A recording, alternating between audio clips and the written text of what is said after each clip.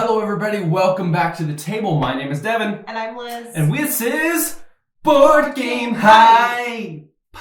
And in this channel, we are going to help you discover new games at that two players perspective. So everything you see here, previews, unboxings, reviews, will all be from that two players only perspective.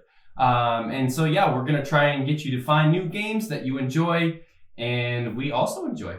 Absolutely. So today we're actually going to be talking about Radlands by Roxley Games. And this is a two-player head-to-head battler game. And oh my, that's all I'm going to say right now. She's going to give you an overview while I'm going to sit in the back and you're going to look forward to this review. Okay, so a little bit of flavor. Flavor!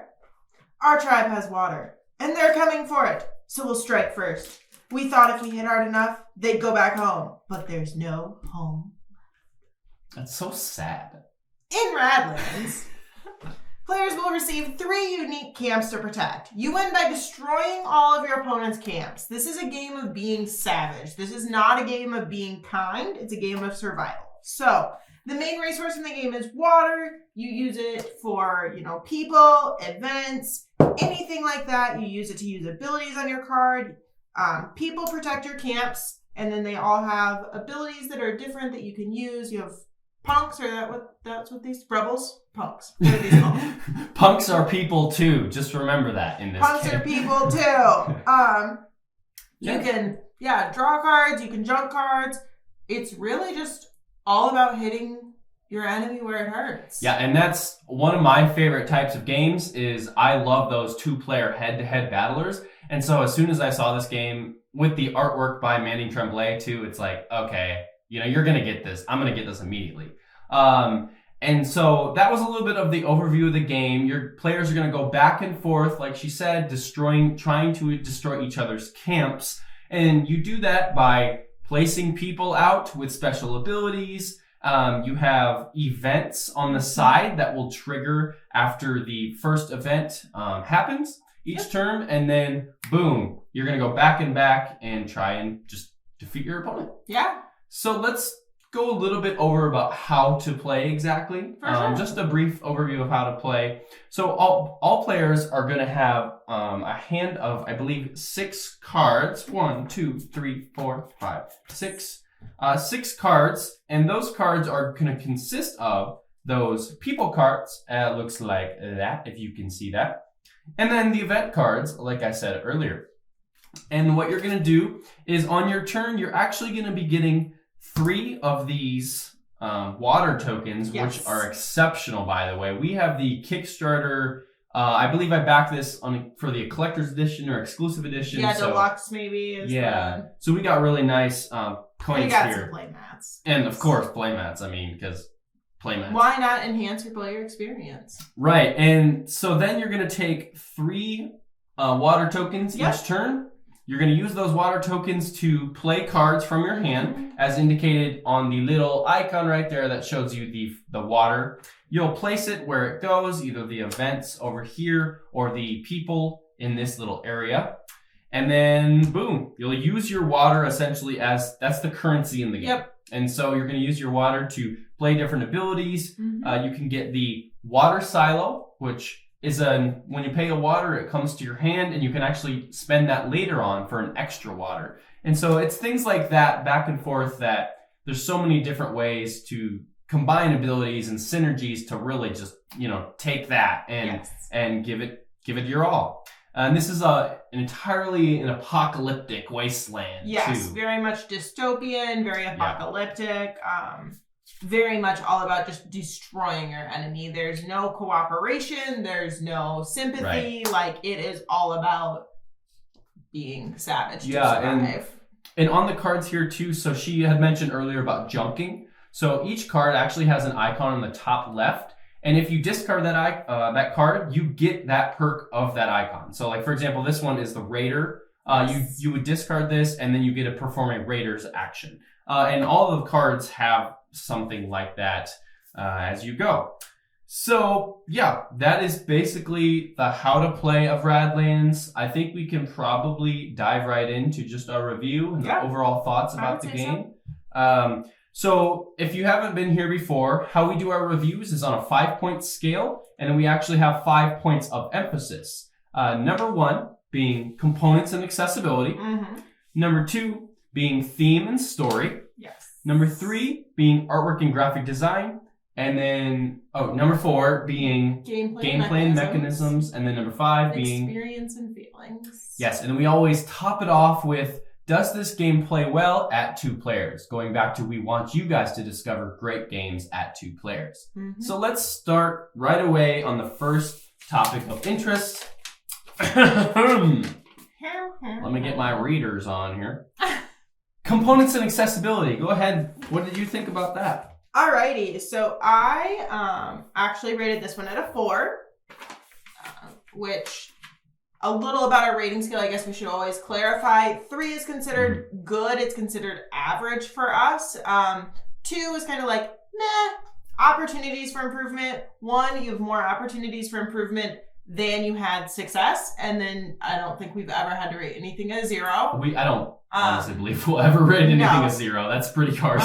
A 4 means above average. It was like a really good experience. There were maybe some minor opportunities for improvement. 5 means it blew us out of the water. Like, it is a top 10, 100%, like precedent-setting game in our minds. Oh, yeah. That is a game, a 5 out of 5 is a game we'll always bring wherever we go. It's a game we'll always try to bring to the table. It's a game we recommend, those kinds of things. So, components and accessibility, I rated at a 4. Okay. I love... What's your favorite part about the components? My favorite part is absolutely the water tokens. And then I think my vision is a little skewed only because I love the playmats. Yeah. I think learning to play this game without the playmats might have been a little confusing. And I think that's the thing with card games too. Yes. Most card games, you really... A playmat is playmat's super beneficial. It is. And especially for someone like me who's not a super heavy card game player, I was a little nervous to learn this game. I was kind of intimidated at first. And then once you taught me, I was like, oh, okay, this is very doable. The iconography is easy to understand. Well, I think that's something that Roxley does extremely well. Yes. I mean, it goes back to Dice Throne. We love Dice Throne. 100%. And their rule books are always so amazing, thorough. They're easy to understand. There's always an FAQ. They make sense logically in our brains, for sure. So that's 4 out of 5. Yeah, I gave it a 4 out of 5 as well. I personally love playmats. I mean, I was definitely going to back it at the playmat level. Yes. I love the cards, of course, high quality. I don't know if they have linen finish here. I don't think so, baby. Oh my goodness, they don't have linen finish. You still love them, though. Is it a light? I don't think they do.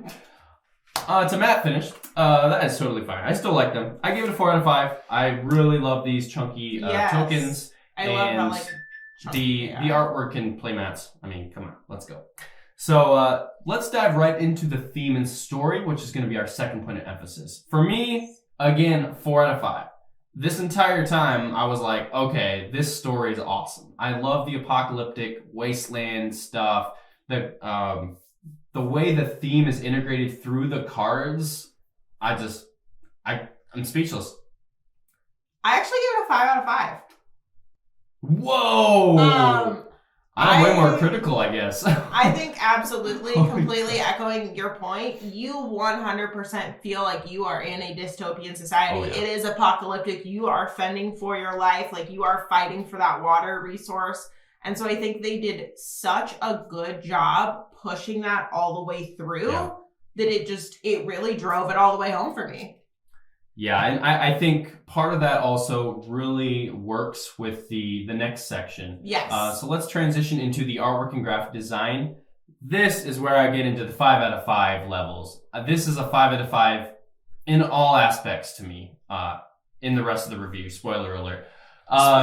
So I just like every piece of art here is just something I want on my wall. I love the vectorish style.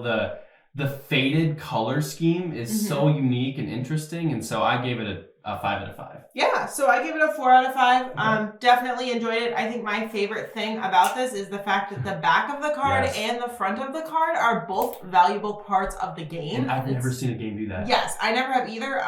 So I thought that was super cool. I think that's a really unique thing.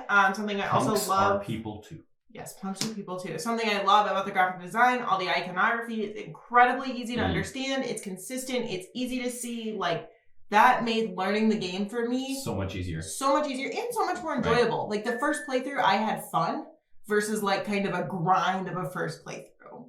Well, yeah, and I mean... And I still got my butt kicked. The first playthrough you did, and then the second playthrough, I got my butt kicked. Oh, yeah. But I still had a ton of fun, so it was like, it worked for me. So, speaking of a ton of fun, let's go to our other point of emphasis, which is gameplay and mechanisms. That is kind of how the game plays. Overall, are the turns good? Is there enough player agency? All in all, 5 out of 5 for me. This is the game I want to play at all times of the day.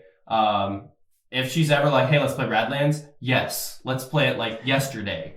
And so I love how, like you said, I mean, the Punkz, the back side of the card is an actual useful mechanism. Yeah. I love that. I've never seen a game do that. And the way the game plays with being able to junk the cards for resources, I love that aspect. And the fact that it's just 3 tokens, I mean, that you start with. It's so simple, and yet there's so much strategy behind it, and we both have won a couple games each now, so that's my thoughts. Yeah, so I would give it a 4 out of 5. Definitely really love the way the game played. So the time clock mechanism that happens when you start to use events, for example, the game where I was able to kick your butt pretty quickly, I feel like. With your actually lined up 3 events that would just boom, boom, boom. Plus, I junked a card in order to destroy an extra camp of his. So he had a 3-turn clock, essentially. And so we should explain. So this 3-turn clock that she's talking about is actually on the playmats here. You can see there's a 1 bomb, a 2 bomb, and then a 3 bomb. So what you do at the beginning of the turn, anything that's in here actually moves up 1. And then the next turn, it would move up 1.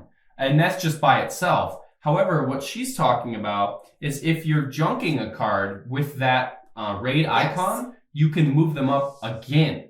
So that's how she lined up all 3, and in 1 turn, I was like blown out of the water. Yeah, I lined up all 3, and then I actually also used a player ability. So a lot of abilities for you to make synergies, and that was the second game we played. So we had not seen all the cards yet. We had not seen all the locations, any of that kind of stuff, and I was still able to generate those synergies. So I think that speaks incredibly highly of the gameplay and the game design in itself. Yeah, I think we can definitely tie that into the last point of emphasis, which is experience and feelings. Was this game fun? Would we, recommend this to others? Were there any moments where we're like, okay, this isn't where it could be? For me, 5 out of 5. Every time I've had it, I've lost, got my butt kicked, I've kicked her butt, and both times I've had a lot of fun. And so for me, without saying anything else, 5 out of 5. Yeah, I put this at a 4 out of 5. Fantastic experience. Very much one of those, I think, for sure. Once you realize you're in a bit of a losing battle, it is hard to come back. I will absolutely say that. You kind of see the writing on the wall, but that goes with the apocalyptic theme. It's not supposed to be when you're gonna survive. Feel good, I'm gonna survive theme. So I think it's great overall. So yeah, our overall hype rating then, mine is a 5 out of 5. Mine is a 4.25. So this is going to be our first How are we going to do this? We are hyped up! This game is one we will always want to bring. We'll recommend to everyone. We love it. I love it more than her, but I think I love it pretty highly. I'm actually pretty surprised that she likes it this highly, honestly. I am surprised I do too, because I don't normally like these mechanisms. So the last thing we'll say is, does this play well at 2 players? Obviously.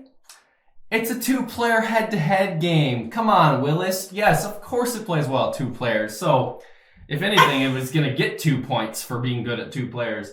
So yeah, overall, my thoughts on this game are great. I love Roxley Games. Every single time they put out a new game, it's like, boom, another heavy hitter that will be on my shelf for a long time. And yeah, this game is just great.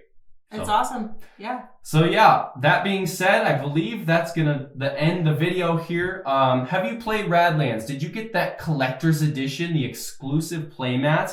If so, let us know in a comment below just anything about the game. Like, do you have Roxley Games outside of this?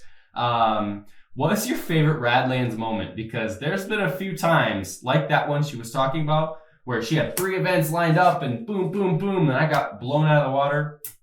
And those moments are what makes, playing games so great. Yes, so tell us all about that in a comment below. And we will see you next time here. My name is Devin. I'm Liz. And we are Boardgamehype. And let's sign off in the best way we possibly can by being punks. Because punks are people too. I'm a punk. Punk. Punk. Punk. I'm a punk, punk, punk. You're a punk. You're a punk. Yeah. What's up, punk? Bye, punk.